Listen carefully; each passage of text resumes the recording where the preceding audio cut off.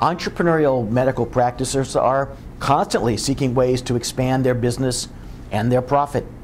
I'm all in favor of that, and I'm sure that you are too. Of course, as long as it's done legally. Demands for kickbacks are quite another thing. You probably think of kickback demands from referring physicians in one or both of the two most common popular disguised flavors. One being the company model and the second being the management fee type demand.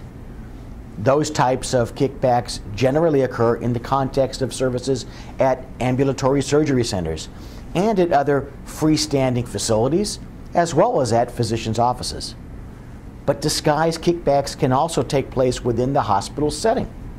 For example, a carve-out of what would otherwise be services performed by a certain class of specialists in favor of a referring practice or group of independent physicians may be a disguised kickback for their referrals. Consider the case in which a subset of services is carved out of an anesthesia agreement in favor of the practice of a high-referring office-based physician. Or the case in which a radiology exclusive contract is amended to permit cardiologists to perform and interpret cardiac CT scans.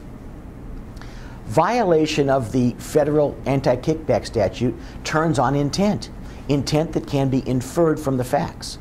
Violation of the anti-kickback statute is therefore highly fact-specific.